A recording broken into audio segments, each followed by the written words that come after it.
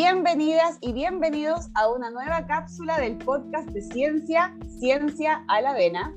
Estoy con mis co-conductores Yelenos y José Ilitz García, que ya nos escuchamos en la primera cápsula de noticias científicas, pero lo que nos convoca hoy es una conversación muy especial en el marco del 11 de febrero, que es el Día Internacional de la Mujer y la Niña en la Ciencia.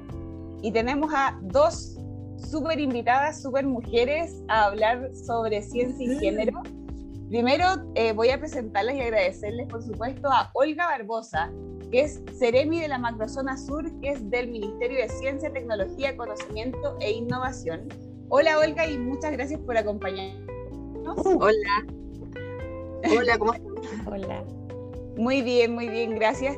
Y nuestra otra invitada es Teresa Paz Bernal, que es académica de la Universidad Andrés Bello y actualmente está trabajando en un fondo de iniciación que se llama El rol de los medios de comunicación en la visibilización de mujeres investigadoras chilenas durante la pandemia COVID-19. Hola, Teresa, y muchas gracias también por acompañarnos. Hola, gracias a ustedes por la invitación.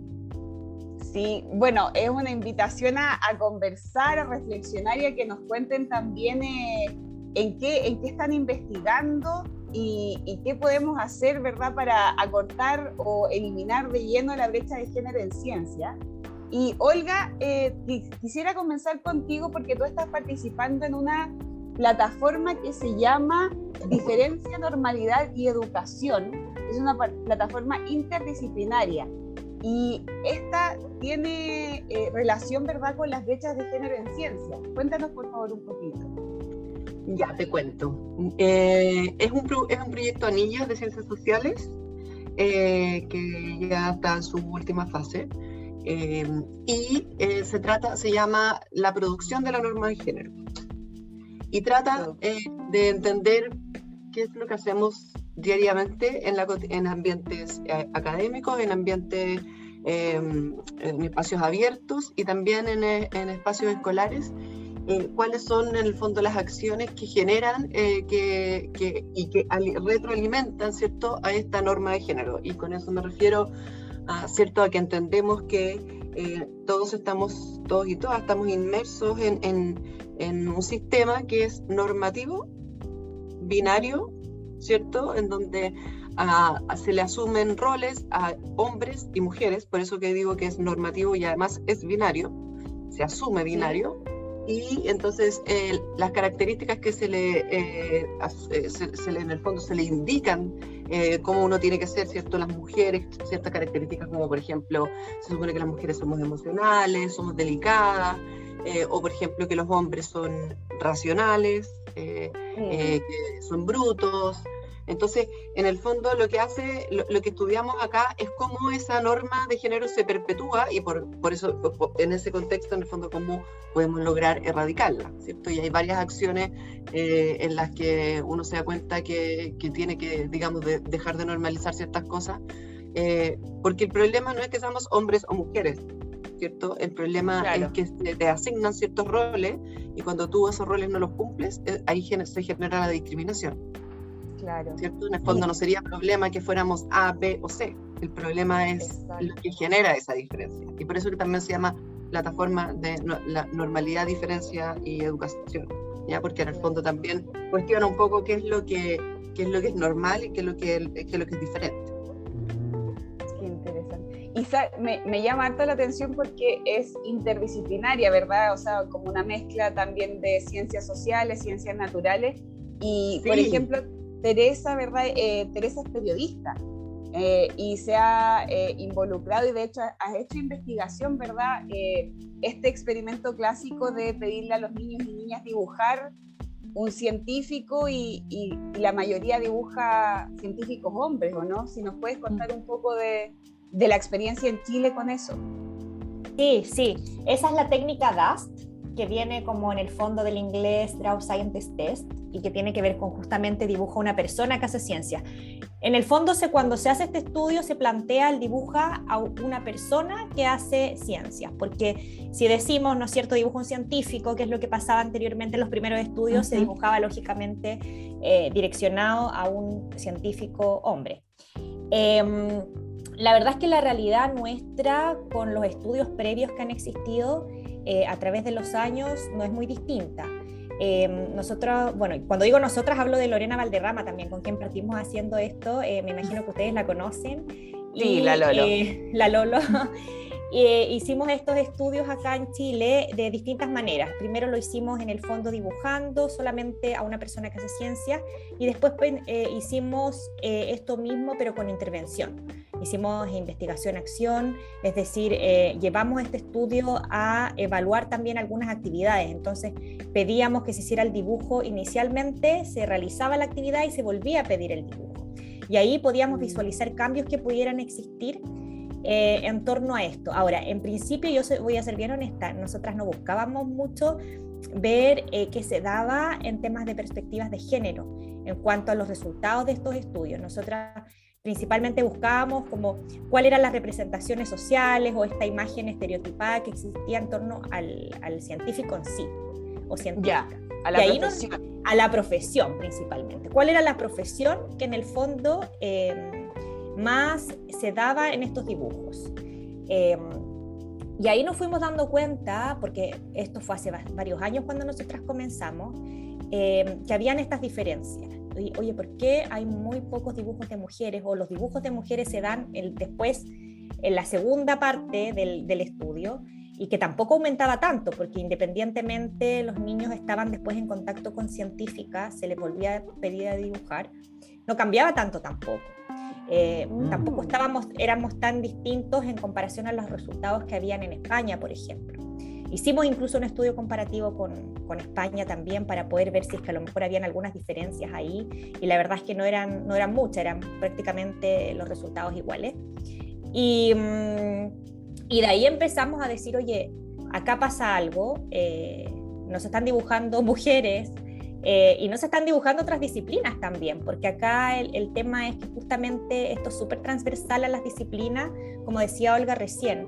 O sea, acá cuando hablamos de ciencia generalmente nos enfocamos en las ciencias exactas o las áreas STEM, y la ciencia y la investigación abarca muchas disciplinas también que justamente a veces se sienten desplazadas también cuando se habla de ciencia. Entonces ahí también nos podíamos dar cuenta de varias cosas, ¿no? De esta imagen estereotipada de un científico, de una persona que hace ciencias, y también cómo esto tenía relación con las distintas disciplinas y con el género.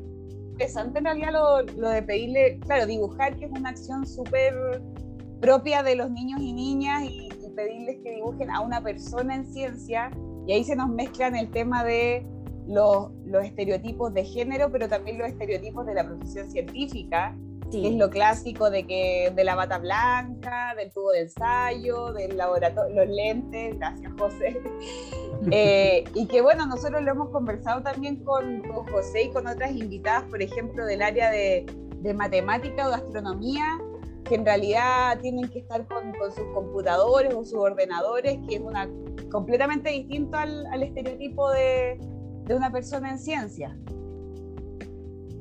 Olga, ¿cuál ha sido tu experiencia en la Ceremi de la Macrozona Sur? Que recordemos que Ceremi es Secretaría Regional Ministerial, que del Ministerio de Ciencia, Tecnología, Conocimiento e Innovación, que se crearon en octubre del 2019, son 5, y bueno, ya van un poco de salida. Pero quisiéramos saber cuál es. Pero mira, con resultados importantes. Ya. Epa. Ya, tenemos ahí la primicia.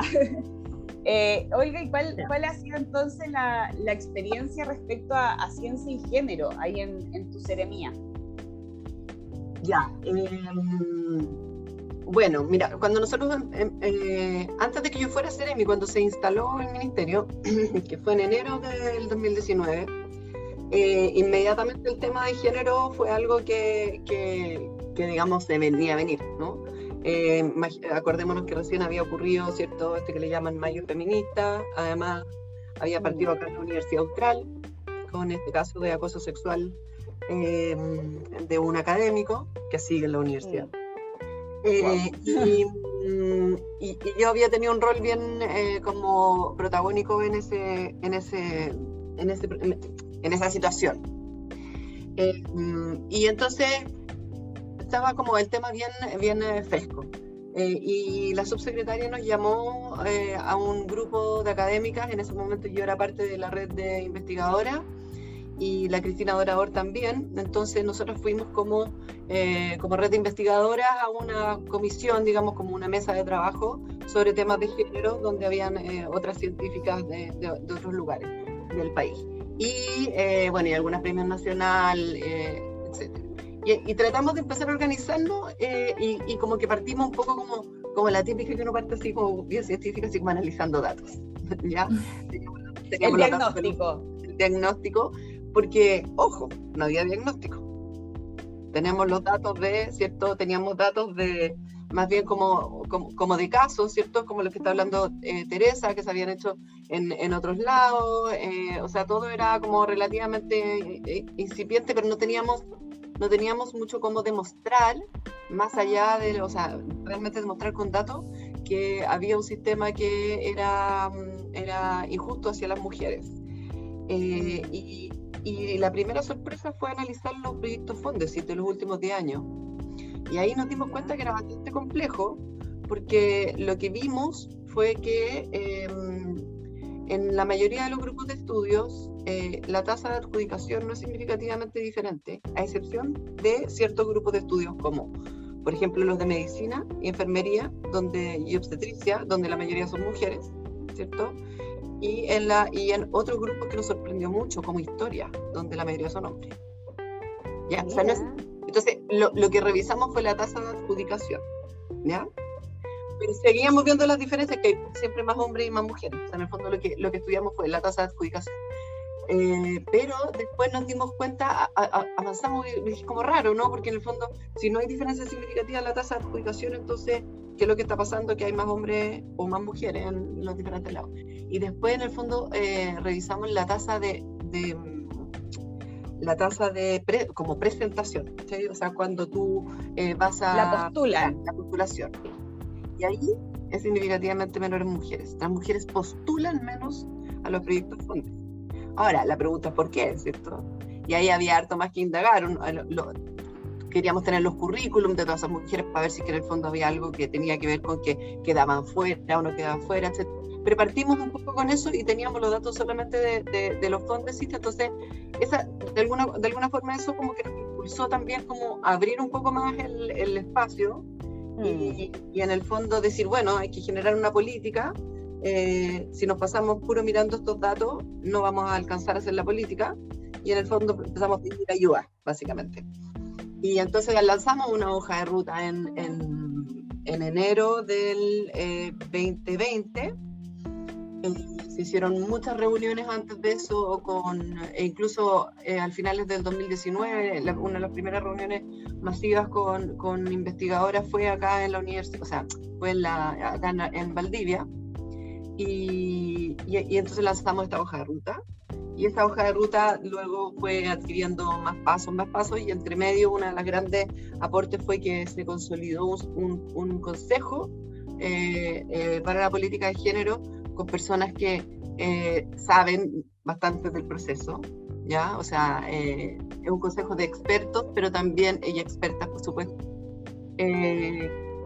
con nombres como, no sé si te doy los detalles, pero en el fondo ahí está, por ejemplo, desde José Miguel Benavente, que trabaja en el Banco Interamericano del Desarrollo, hasta, no sé, por ejemplo, Cecilia Hidalgo como de la Academia de Ciencias, o la Verónica Undurraga, que es historiadora, que tiene un trabajo muy lindo, que sale también de esta política de género, que es un proyecto que ya van a saber más, que se llama Histórica. Hay otro... otra primicia. Ya. Que quizás para Teresa va a tener mucho sentido, no sé si lo sabe, pero en el fondo busca rescatar los nombres de científicas mujeres que ya hayan fallecido en todos los ámbitos en Chile, que nadie sabe que no son. O sea, no estoy hablando solo de justicia. Deben ser varias mujeres que quedaron en el olvido, sobre todo porque antes se tenían que refugiar en hombres, porque como legalmente no podían las mujeres hacer las presentaciones de ciencia, y qué pasaba, que los esposos firmaban por ella y se adjudicaban los créditos. Sí, Así que... Pero hay nombres así, nombres gigantescos como, no sé, pues el de Justicia Espada, imagínate el nombre, o sea, ella fue una ella ingeniera, y de ella sabemos, ya ella fue una de las constructoras hizo los cálculos para el viaducto del Mayeco, ¿ya? Sí. Pero hay nombre de una en particular, no es hacer el spam del libro, pero hay una en particular que nunca se pudo averiguar cuál era su segundo apellido. ¿Cachai? No. Y bueno, Olga, me llama la atención que este consejo también nuevamente es interdisciplinario o transdisciplinario, si le quisiéramos llamar. Si pudiésemos llamarlo. Claro, pero ahí también nos recalca un poco la necesidad de no cerrarnos solo en las disciplinas científicas o de ciencias naturales, sino también en las de ciencias sociales. O sea, sí. Teresa, ¿verdad? Tú con Lolo Valderrama, desde las ciencias sociales, han hecho varios estudios y ahora tienes este nuevo Fondesit, que es sobre los medios de comunicación y cómo ellos han visibilizado o no visibilizado a las científicas chilenas, especialmente durante la pandemia. Y no sé si nos puedes contar cuál es justamente la investigación previa que da paso a este Fondesit. Sí, mira, esto es como una seguidilla de cosas, como les contaba recién, desde que parten estos estudios DAS hasta que nos vamos dando cuenta que aquí hay algo y bueno, lógicamente después hay como una explosión de visibilizar, ¿no es cierto?, esta falta de equidad y los porcentajes que tenemos también a nivel internacional, que nos dicen que las mujeres investigadoras ni siquiera alcanzan el 30% en el mundo. Claro. Ahí obviamente, bueno, surge esta necesidad de hacer algo, ¿no?, de poder visibilizar esto que está pasando en el área mía, que son los medios de comunicación. Y parte esto el año pasado en pandemia, porque empiezan también a haber estudios que indican, ¿no es cierto?, que la mujer, en tiempos de pandemia, la mujer investigadora, en comparación a los hombres, baja mucho su productividad. ¿Por qué? Principalmente por lo que hablábamos recién, ¿no es cierto?, este rol social de la mujer vista o culturalmente vista como alguien que se tiene que hacer cargo de muchas cosas, del hogar, ¿no es cierto?, como cuidadora, ni siquiera las mujeres que tienen hijos, también las mujeres que no los tenemos, que también cumplimos otros roles y tenemos preocupación de otras cosas. Entonces empieza a haber una baja de productividad, pero principalmente en las mujeres que tienen hijos pequeños. Y ahí me doy cuenta, ¿no es cierto?, que aquí pasa algo. Lo conversamos con una colega que también ella es investigadora en estos temas, Claudia Reyes, y lo que primero hicimos en este momento de pandemia, que de hecho es un paper que estamos sacando porque nos pasó lo mismo que dice el paper, o sea, nos faltó tiempo para poder, nos faltaba el tiempo para poder sacarlo adelante entre medio de muchos cambios. Entonces las autoras son un dato más. Claro. Fue así como un dato propio, una vivencia personal. Entonces ahí nos damos cuenta de esto. Y lo que hicimos fue hacer una pequeña investigación que finalmente resultó, para sorpresa nuestra, con harta participación, de esta, en el fondo, percepción que tienen las mujeres investigadoras sobre su valoración de su trabajo académico, pero en mujeres del área de las ciencias sociales y mujeres del área de comunicación. Lo quisimos hacer así porque dijimos, bueno, veamos nuestra área también, porque cuando se habla de mujeres científicas es lo que les decía recién. Y esto no es por llorar en el fondo, tiene que ver con un poco de poder también transparentar los conceptos, porque no están claros también los conceptos. Cuando se habla de ciencia, se siente que hay ciertas áreas que investigan que no están incluidas, entonces se tiende a decir mujeres científicas e investigadoras. Entonces nosotros dijimos, bueno, y como también en nuestra área, y como lo decía también Olga recién, pasa en historia, por ejemplo, hay una inequidad, veamos qué pasa en el área nuestra, que además no está estudiado, ¿no es cierto?, a nivel de todas las áreas. Faltan, digamos, estudios e investigaciones en el área nuestra, menos todavía. Así que dijimos, hagamos algo y investigamos. Participaron 54 mujeres investigadoras con doctorado en este estudio que hicimos nosotras, y también esto fue una encuesta. y también entrevistamos a mujeres con doctorado y de distintas áreas de las ciencias sociales. Y ahí nos dimos cuenta de algo súper interesante, que habían diferencias entre las etapas, los años prepandémicos con estos años de pandemia, ¿no es cierto?, que había bajado esta productividad, que también habían postulaciones, por ejemplo, a concursos Fondesit. En su mayoría las mujeres decían haber postulado, pero la adjudicación era súper baja, porque los proyectos no se alcanzaban a, por ejemplo, sociabilizar, o habían otras cosas externas a lo laboral, o también relacionadas con lo laboral, externas a la investigación, que empezaban a consumir este tiempo para que en el fondo los proyectos, las publicaciones lograran una calidad deseada, por ejemplo, para adjudicarse, para publicarse. Y esto se hizo paralelo. Yo presenté el Fondesit y entre medio me sale este Fondesit. Del Fondesit no les puedo decir nada, ningún avance, porque todavía no he firmado el convenio, me llegó recién el fin de semana el asunto, aparte que estuvo un poquito atrasado todo, creo yo.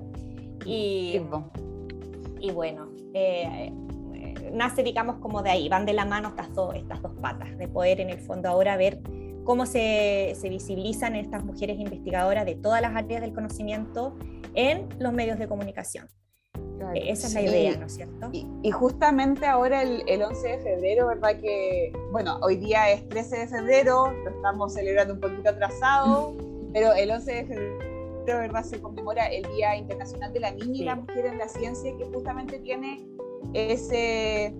esa motivación de eliminar la brecha de género y de visibilizar e incluir más mujeres en ciencia y desde las edades más tempranas, las niñas. Ustedes, bueno, Olga desde su rol en la Ceremi y Teresa como investigadora, ¿cuál creen que sea, no puedo pedir una sola cosa, pero como lo principal, lo nuclear de incluir más niñas a la vocación científica? No sé quién quiera partir. Yo quería acotar algo de ahí, más allá de la pregunta. Yo creo que, o sea, a veces incluso me pasa así que como que siento casi que es una irresponsabilidad invitar más niñas a la ciencia si es que no... O sea, muchas personas lo piensan igual. Si es que en el fondo no vamos a mejorar las condiciones. Porque lo que sucede es que y a eso como que quería ir, que me alargué con el tema del fondo, ¿cierto? Y que yo te dije, ahí paramos porque en realidad si no íbamos a avanzar más. Lo que hicimos fue como cambiar el lente, ¿ya? Y en el fondo miramos desde manera más macro, no solamente un instrumento, ¿ya? Y lo más impresionante que se ve, que es algo que también se ve en otros países, es que se genera, las mujeres entran a la universidad, cada vez entran más mujeres en la matrícula en ciencias. Aquí voy a hablar STEM, ya, ciencias, matemática y la ingeniería, ¿ya? Sí. En ciencias está incluido ciencias sociales, por supuesto, ¿ya? Cada vez hay más mujeres que entran, pero el punto es que uno ve que el progreso en la carrera académica es completamente o sea, hay una baja bien importante, sobre todo desde como el magíster en adelante, ¿o no? Sí, entonces, por ejemplo, algunos números, no sé, ponle tú, uno avanzando, ¿cierto? Desde el magíster, el doctorado, luego pasa a ser profesor, profesora auxiliar, se llama primero pues asociado, y después termina siendo profesor titular. Bueno, en Chile, solo el 22% de las mujeres es profesora titular, todo el resto son hombres, ¿ya? Entonces, en Australia han hecho un estudio para entender por qué existen por qué le llaman, tiene un nombre muy feo que se llama the leaking pipe, que es como cuando ¿cierto? La cañería va goteando, pero porque además es como, yo me imaginé hasta como la cañería como del water, ¿cachai? Como que encontré que nada que ver no nos gusta mucho el leaking pipe, nos gusta como que son como brazos de ríos, ¿cachai? Es como un gran río que es cierto que va generando como afluentes y las mujeres van saliendo del sistema. Se van cayendo, se van filtrando como gotas. Y de hecho, yo te diría que no es que se vayan cayendo, van decidiendo salir del sistema. Y uno de los resultados que mostraba este estudio en Australia, en cada una de las etapas ve cuáles son las razones por qué las mujeres deciden irse. Pero una que me hace mucha lógica es que a medida que además tú avanzas, si es que lo logras, ¿ya?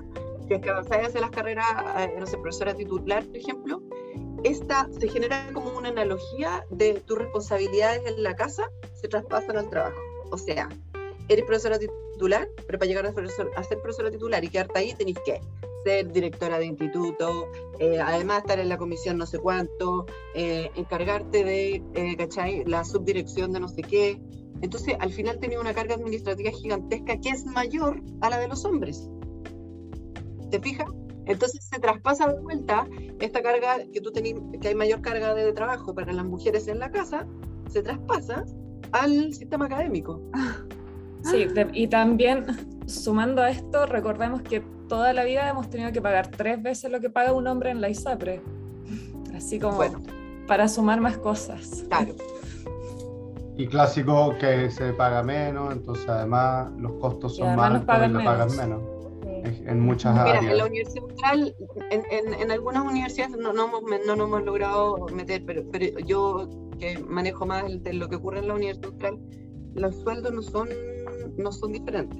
O sea, a veces uno se encuentra unas asignaciones medio raras que después, luego, que es algo que, según lo que me comentan, se está arreglando. Pero esas asignaciones raras las podía encontrar también para mujeres. Pero siendo sueldos iguales, entre comillas, ocurre que las responsabilidades son las mismas, ¿cachai? Entonces, por la misma plata tienes que hacer más pega, básicamente. Es como que te pagaran menos. Es como, en el fondo lo que te decís, ¿cachai? Bueno, y a eso está sumado que, independiente de ser hombre o mujer, el convertirse en un científico en Chile y tener una buena paga es difícil. O sea, como muchos investigadoras y investigadores pasan años haciendo doctorado y después quedan sin pega o trabajan. Yo conozco algunos que están de mesero, entonces tampoco es tan fácil entrar ahí a la academia formal y estable. No es muy amable nuestro sistema. Vamos a dar la bienvenida a Mariel Sáez. Ella es académica en matemáticas de la Pontificia Universidad Católica de Chile. Es miembro del colectivo de mujeres matemáticas de Chile y fue una de las investigadoras que presentó al Congreso una serie de propuestas para disminuir o erradicar la brecha de género, en el marco también de un proyecto anillo que se llama Mujeres Matemáticas en Chile, Sociología de un campo científico desde una perspectiva de género. Hola Mariel, y muchas gracias por acompañarnos. Hola. Estás con el micrófono para... Hola, ahora sí. Hola, muchas gracias por la invitación. Clásico de pandemia, el muteado. Bueno, vamos a recordar y le aprovechamos de dar la bienvenida a quienes nos suman también a la sintonía. Estamos con Yelenos, con José Lich García, le damos recién la bienvenida a Mariel Sáez, estamos con Teresa Bernal y Olga Barbosa, y estamos conmemorando el 11 de febrero, que es el Día Internacional de la Niña y la Mujer en la Ciencia. Y Mariel, nos gustaría saber de estas propuestas que ustedes presentaron al Congreso, por favor. Sí, bueno, eso se enmarca en realidad en un proyecto de políticas públicas que fue patrocinado por el Centro de Políticas Públicas de la Universidad Católica y por supuesto está en relación directa con el trabajo que hemos hecho en el anillo de mujeres matemáticas en Chile, que busca entender un poco las carreras académicas de las mujeres matemáticas. Y el proyecto, bueno, se basa básicamente en carreras académicas. Hay algo al debe en ese proyecto, que es tratar de entender las mujeres en ciencias que no están en la academia. O sea, nuestro proyecto está muy... No se considera tanto. No se considera tanto y hay pocos datos. En realidad la razón por la que quedó afuera es porque los datos que están accesibles fácilmente son de mujeres académicas, que tampoco son completos, pero por lo menos hay datos. De mujeres en ciencias fuera de la academia hay mucho que no sabemos. Incluso de las mujeres que se gradúan de carreras de ciencias sabemos que hay muchas que no siguen la academia, que no siguen, no sé, a magíster o doctorado, pero no sabemos necesariamente qué tipos de trabajos realizan, cuán relacionados están con las carreras de ciencias que estudiaron, por ejemplo. Claro. Y las razones de quizás no seguir el camino tradicional de la academia. Claro, que es probablemente una de las cosas más interesantes ahí, que creemos que falta recabar datos. Entonces, una cosa que estaba dentro de esas políticas públicas y que está también dentro de la política de género de la del Ministerio de Ciencia es que se necesitan muchísimos más datos en realidad. Hay mucho que nos falta saber en la fotografía de lo que está pasando en ciencia, y también nos falta mucho dato cualitativo en general en Chile. De hecho, nosotros recogimos datos cualitativos de una encuesta mundial que se hizo, que fue el Gender Gap in Science, y que ellos tenían datos de todo el mundo, pero algunos de Chile también. Entonces, bueno, eso más bien fue un poco comparar lo que ocurre en Chile en otras partes y ver la fotografía en Chile, algunas cosas, comprobar cosas que sabemos, ¿no? O sea, por ejemplo, una cosa que mostraba ese estudio es que las mujeres sufren mucho más interrupciones en la carrera que los hombres, cuales muchas están asociadas a cuidados, no todas, y en general las mujeres en todo el mundo se dedican más a los cuidados que los hombres, pero en Chile la diferencia es mucho mayor incluso que en otros países de la región. O sea, en Chile 0 de los hombres que interrumpen su carrera en ese estudio declaraban que había sido por cuidados. O sea, por supuesto deben haber algunos, pero dentro de ese estudio no hubo ninguno, lo cual dice que la situación en ese aspecto es dramático. Entonces, bueno, algunas de las propuestas, por supuesto, iban en esa dirección, en que hay que evaluar de formas que consideren carreras diversas. Y otra cosa que nos pareció súper importante destacar en ese estudio, que en general se habla de ciencias en general, y los cuadros en las distintas ciencias son muy distintos. Es muy distinto el cuadro en biología, por ejemplo, que en matemática o en física. Y no es que no hayan problemas en todas, pero los problemas son distintos. Entonces las propuestas que uno tiene que hacer en cada caso son distintas. En ciencias como matemática o física, el ingreso de mujeres a las carreras es del orden del 20% o menos. Claro. De hecho, yo lo veía en la facultad, donde astronomía y geofísica eran los que más mujeres tenían. Física, matemática era, pero ya... Y matemática pura era nada casi. Claro, entonces, por ejemplo, todas las medidas que apunten a paridad ahí no tienen ningún sentido, porque tienes 2 mujeres que tienen que hacer de todo, porque hay 2 nomás, o sea... Sí. Bueno, y en una entrevista anterior, cuando estábamos hablando con Maite Castro, que ella es neurocientífica de la Universidad Austral de Chile, ella nos contaba que en neurociencia había muchas mujeres, de hecho, pero que en áreas, por ejemplo, la electrofisiología, que era otra, había muy pocas mujeres. Y claro, eso es muy que tú tienes que entrar realmente a analizar para ver esas diferencias y para darte cuenta de que son distintas en historia, en medios de comunicación, en biología, en matemática. Y a las 3 me gustaría preguntarles, ¿verdad? Porque siempre se nos critica a los científicos y científicas que nos quedamos mucho en el análisis, en recopilar datos, en analizar. ¿Para cuándo podemos esperar ya medidas concretas, o qué podemos hacer desde ahora?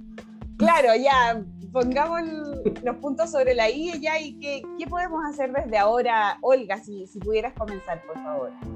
Bueno, yo obviamente voy a hablar de cerca con el tema de la política de género, porque en el fondo es un paso, ¿cierto? No había una política, ¿cierto? O sea, lo primero, reconozco sí esa cuestión de que, oye, que se quedan en el análisis y todo, pero hay que, como lo estaba diciendo también Mariel, es que si uno no tiene los datos adecuados puede generar, por ejemplo, como el ejemplo que diste, que, ¿no es cierto?, hay lugares en donde no tiene sentido optar medidas por la paridad, porque simplemente eso va a ser así, ¿cachai? No. Pero la política de género viene con 4 ejes que vienen financiados, o sea, que porque también uno podría hacer una política en papel, ¿cierto? que no tenga nada, ¿no? Y esperamos también que sea una política que no está escrita en piedra. Pero, por ejemplo, hay un eje que tiene que ver con niñez inclusiva, y ahí hay al menos 4 programas. Por ejemplo, el PIPE, ese programa que está en Explora, ahora tiene una perspectiva de género clara, antes no la tenía, ¿ya?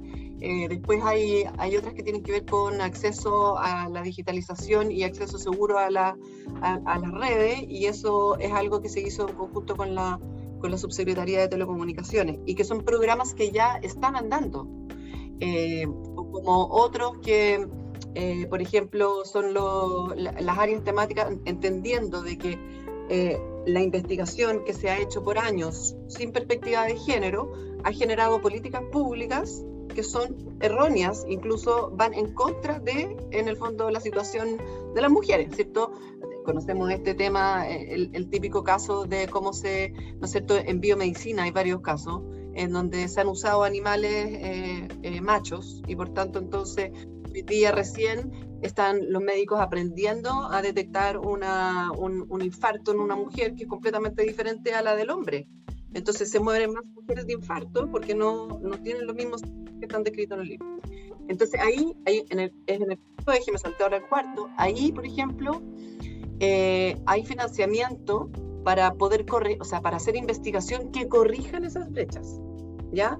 Y ahí por ejemplo están los anillos temáticos, que ya salieron algunos el año pasado, pero ahora van a ver de vuelta que hay anillos temáticos que van a buscar en el fondo proponer temas que tienen que ver con corregir la falta de perspectiva, o sea, de perspectiva de género, y por lo tanto corregir problemas que hoy en día existen producto de eso. Entonces, yo sé, obviamente, y además que esto es un cambio cultural, ¿cierto?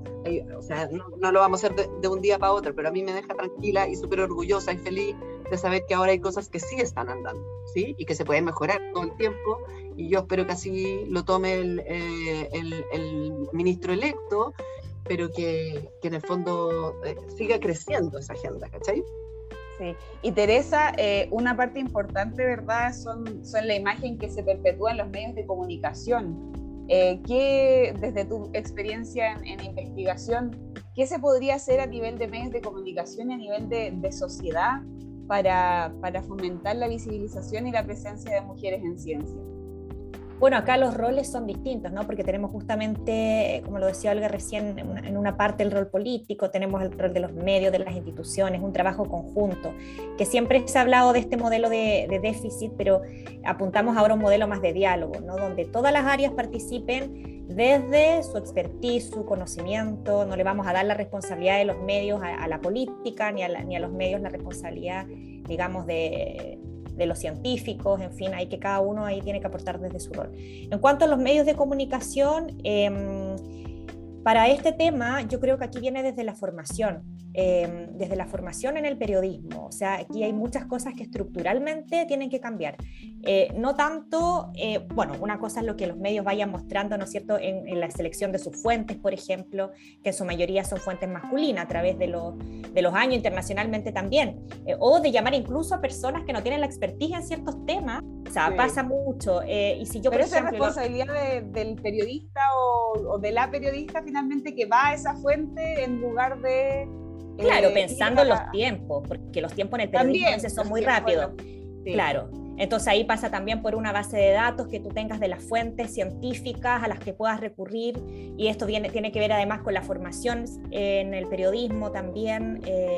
Pensemos que la ciencia o el tratamiento periodístico en temáticas de ciencia, de investigación, no están en las mallas de la mayoría de las escuelas de periodismo como algo obligatorio. Generalmente son cosas que están como cursos o talleres que son optativos y que incluso no incluyen tanto a los periodistas, incluyen más a otras carreras de ciencias que se quieren dedicar a las comunicaciones o a divulgación. Entonces ahí, como te digo, hay un tema que tiene que ver con la formación en el periodismo. Esto parte como de más atrás, pero también pensando yo también un poco cómo funcionan los medios de comunicación en Chile. La ciencia, por ejemplo, no tiene muchas secciones en la prensa o en televisión. También allí hay un vacío, ¿no? Y yo pienso en esto justamente de la selección de las fuentes. Si tú buscas en Google, por ejemplo, y rápidamente te mandan a hacer una nota para, no sé, geología, tú vas a buscar geólogo en Santiago, y te van a aparecer hombres, porque no vas a buscar geóloga cuando vayas a buscar una fuente, ¿no es cierto?, en esa área. Entonces es lo que ocurre mucho, y es lo que hemos discutido también con los investigadores en comunicación y ciencia, que pasa mucho por ahí. Y los estudios que existen además también hablan del uso de la fuente, y lo que más se ha hecho ha sido un análisis más de contenido desde esa línea, ¿no? desde el uso de la fuente. Entonces yo creo que tiene que haber ahí un cambio más estructural. que igual es complejo, no creo que exista la solución inmediata. Esto va de la mano con lo que pase también en el mundo científico, lo que pase también con el área de las comunicaciones, por ejemplo, de los centros de investigación, lo que pasa también a nivel político, los discursos políticos frente a este tema. Entonces ahí va todo de la mano. Esto me recuerda cuando empezó la pandemia, al inicio de la pandemia, salió una noticia que decía que científicos chilenos habían descubierto, no me acuerdo si era la vacuna o un avance de la vacuna del COVID. Y después salió como una contranoticia diciendo como, igual porque pusieron científicos y eran como 7 personas y eran 6 mujeres y un hombre. Y claro, quedó como científicos. No sé si se acuerdan de esa noticia. Sí, yo me acuerdo de eso. Y ese otro tema, el lenguaje inclusivo, porque el lenguaje inclusivo tampoco está normado, entonces cuesta mucho decir qué es lo que hago. Algunos medios tienen, ¿no es cierto?, sus políticas para eso, para la redacción, pero también eso tampoco está normado, tampoco ahí digamos, hay algo que te diga que debe escribir de tal y tal manera. Es que ahí entramos a lo que decía Olga, de que es un sistema, ¿verdad? No basta solo con cambiar las cosas en ciencia, sino que tiene que ser algo más global. Y a mí me llama siempre la atención, y bueno, desde que comenzó la pandemia más aún, que por ejemplo en los noticieros o en la prensa escrita hay secciones de deporte, que bueno, deporte principalmente fútbol, tenemos que decirlo, y los bloques deportivos y todo, y que sí, eso, que tienen auspiciadores, pero bueno, ¿quién auspicia un bloque de ciencia? Ese también es otro punto de... Si es que tuviésemos una mayor industrialización en nuestro país, con mayor cantidad de empresas tecnológicas y tal, quizás podríamos tener más auspiciadores que hagan cosas como auspiciar ciencia. Pero eso es cambiar el sistema aún más profundamente. Claro.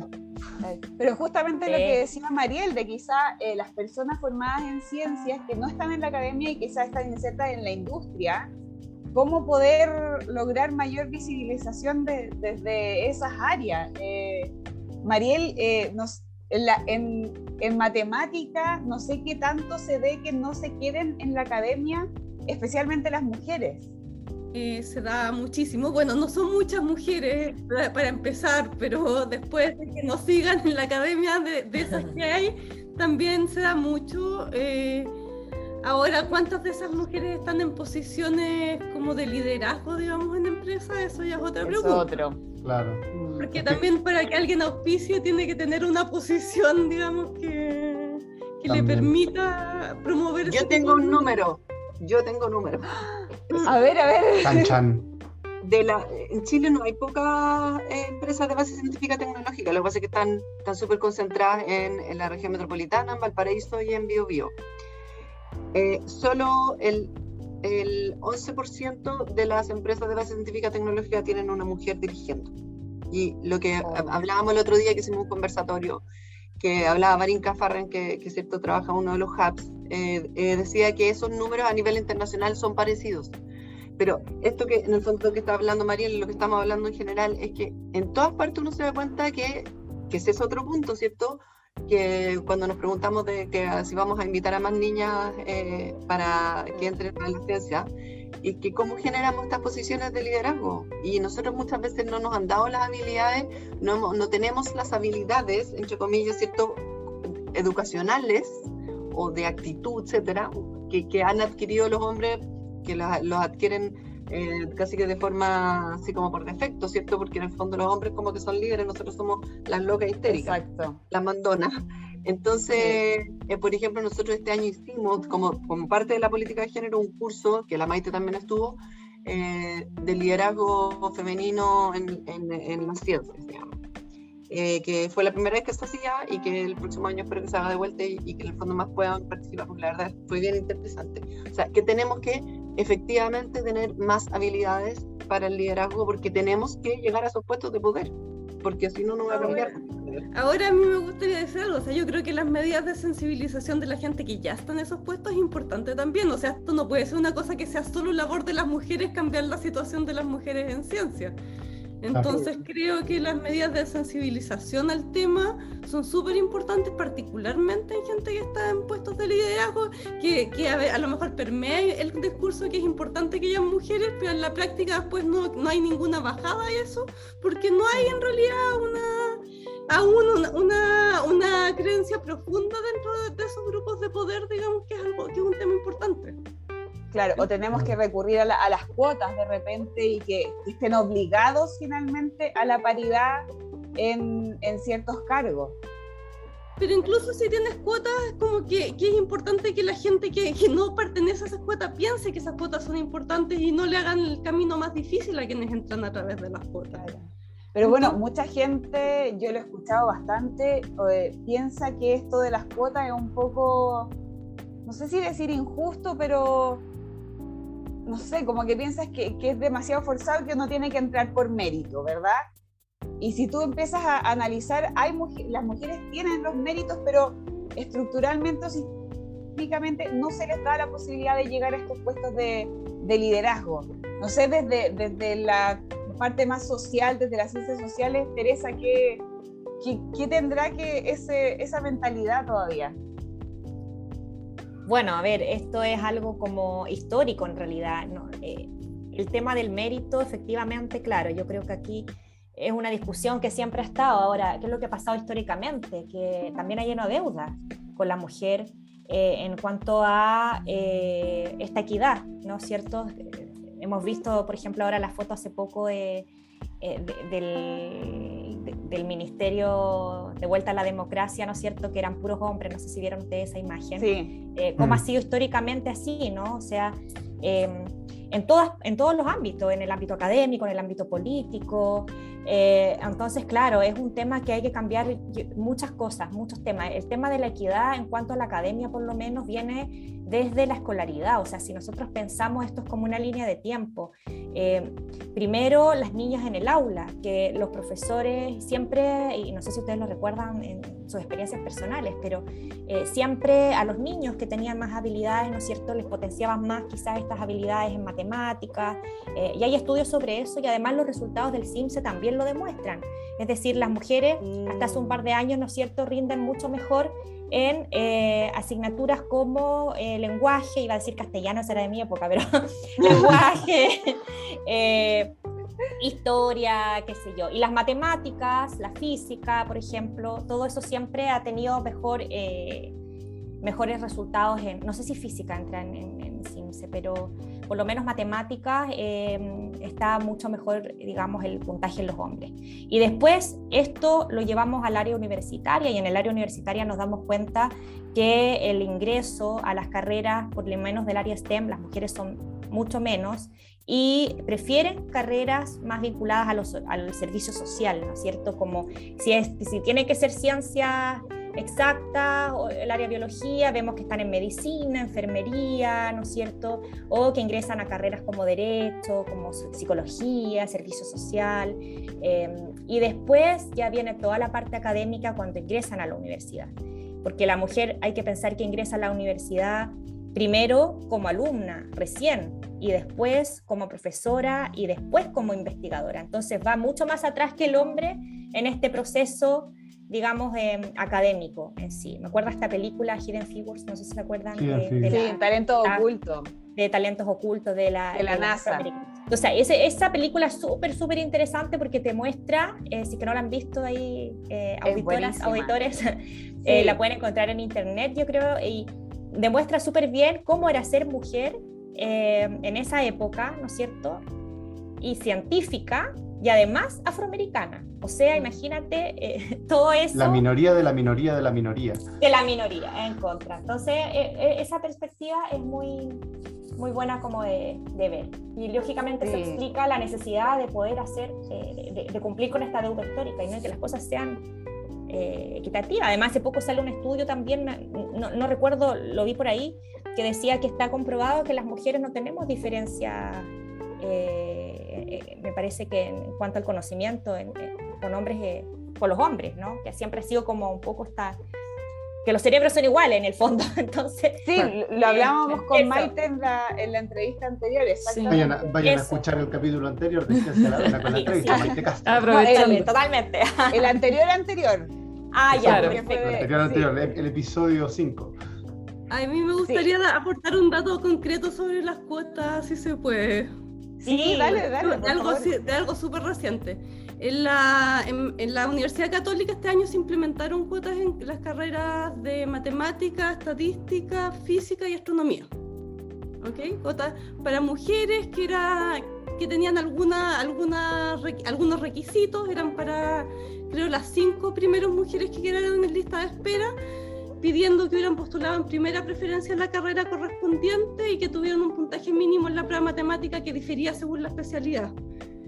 Y en la carrera de matemáticas este año postularon por vía normal 3 veces más que el año pasado. Entraron por vía normal 3 veces más que el año pasado. Y eso se atribuye, cosa que se ha visto en otros lugares que han puesto cuotas, a que la cuota funciona también como una promoción de que a nosotros nos interesa el tema. Entonces no es solo las mujeres que entran por las cuotas, sino que la cuota también funciona en otros aspectos para promover que entren más mujeres. Y otro dato concreto que creo que también puede aportar a la discusión hasta las cuotas, que es un estudio que se hizo con la cuota que hay en la Facultad de Ingeniería de la Universidad de Chile, en BOCHEF, que mujeres que ingresan con igual puntaje que hombres, en general tienen mejor rendimiento académico. En general las mujeres, claro, a igualdad de condiciones en términos de pruebas estandarizadas, tienen mejor rendimiento que los hombres. Entonces esto de hablar de la capacidad, a lo mejor tu problema es la manera como estás midiendo la capacidad y no la capacidad. Ahí tenemos otro gran tema. Un clásico es que también están los sesgos cognitivos propios que uno no sabe que tiene. Entonces te pasan dos currículums iguales y tú por puro sesgo cognitivo, si tenéis que elegir uno, vais a terminar eligiendo el hombre porque está integrado tan profundamente, y si no conoces ese sesgo cognitivo, más difícil se te hace considerar a la otra persona. Un sesgo cognitivo que viene dado por los roles sociales, como claro, lo que hablábamos también. Por la socialización. Sí. Bueno, ya tenemos que ir cerrando. Lamentablemente estaba muy interesante la conversación. Estamos muy agradecidos de que hayan podido venir y participar de esta conversación. Así que Olga, Mariel, Teresa, muchísimas gracias por estar aquí el día de hoy. Y bueno, nos gustaría saber si quieren dar algunas últimas palabras de cierre. Uy, sí, hay tantas cosas que decir. Yo voy a hacer propaganda para que... Eso. Aprovecha nomás. Ya, voy a dar 2 propagandas. Una, que es la plataforma NBE, que así también no es el hashtag, ¿cómo se dice? El nombre, bueno, whatever. La cuenta, sí. La cuenta. Hicimos unos materiales de difusión súper entretenidos que son que explican qué es lo que es la norma de género, cómo se reproduce y cómo podemos dejar de reproducirla. Entonces ahí esto va asociado al que nosotros nos preguntemos día a día cómo estamos alimentando esa norma de género sin darnos cuenta, ¿cierto? Hombres y mujeres, por supuesto. Y lo otro que quería pasar el dato es que les invito a que bajen la política de género y la miren. La política de género y su plan de acción, que están en la página web del ministerio, y que en el fondo se hagan agentes activos y activas para que eso siga funcionando y también en el fondo se vaya modificando y enriqueciendo con el tiempo. Eso. Vamos a dejar los links cuando publiquemos el capítulo, ya, así que ahí todos y todas invitados. Teresa, ¿qué te gustaría decirnos para cerrar? Sí, no, agradecerles, ha sido muy, muy interesante conversar con todas y todos aquí, conocer también su experiencia en este cortito tiempo, que se nos pasó volando en realidad. Y bueno, invitarlas a conocer el trabajo activo de la red de investigadoras, que pueden seguir en sus redes sociales, el trabajo activo también de ACHIPEC, la Asociación de Periodistas, también comunicadores de la ciencia, que también pueden seguir ahí activamente en sus redes sociales lo que estamos haciendo. Estoy parte de ahora de la directiva ahí. Y la Universidad Andrés Bello, les quería contar rápidamente, nosotros tenemos una asignatura también que es optativa, bloque de conocimiento, que es de comunicación científica, donde nuestro producto final fue justamente entrevistas a mujeres de distintas áreas de la ciencia. La trabajamos con la Seremi de la Macrozona Norte del Ministerio de Ciencia, y resultó un trabajo bien interesante junto a la profesora Nadia Politis, que ya hace poco sacó un libro, que ese libro también vayan a verlo, que es de mujeres en la Antártica. Así que sí, para que también lo conozcan, y trabajamos con ella. Es un producto que deberían salir esas publicaciones de esas entrevistas realizadas por alumnos a mujeres científicas ahora en este mes. Así es que esos datitos les puedo pasar.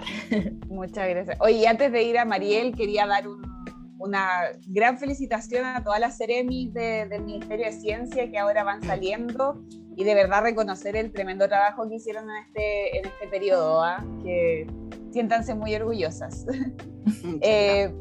Vamos entonces, Mariel, ¿qué te gustaría decir para cerrar? He estado pensando porque hay tantas cosas que uno podría decir. Sí. Bueno, primero, muchas gracias por la invitación. En segundo lugar, también me gustaría proponer la idea de que el Día de la Niña y la Mujer en la Ciencia cae muy en vacaciones, en el caso de nosotros, de tener una iniciativa similar, tal vez en Chile, en una fecha más que llame a más gente, en que todos estemos más activos, digamos, y no tan distraídos por las vacaciones. Qué bueno. Y en cuanto a iniciativas de datos que yo podría pasar, los invito a seguir al Anillo de Matemáticas y Género en redes sociales y nuestra página web, en que tenemos un montón de iniciativas de difusión de distinto tipo y de distinto nivel, y orientados como a distintos públicos, que en general nos interesa la idea de la difusión de la ciencia con perspectiva de género. Y si les interesan medidas más concretas respecto al proyecto de políticas públicas, va a salir publicado nuestro proyecto con algunas medidas concretas, además de algunas de las ideas que comenté acá, en marzo, en el libro que se llama Propuestas para Chile, me parece, que es del Centro de Políticas Públicas de la Universidad Católica. Maravilloso. Maravilloso, maravilloso. Así que bueno, muchas gracias. Sí. Gracias. Bueno, despídenos entonces, por favor, de este impactante capítulo especial, más encima XL. Sí, capítulo especial. Sí, una aquí. cápsula XL.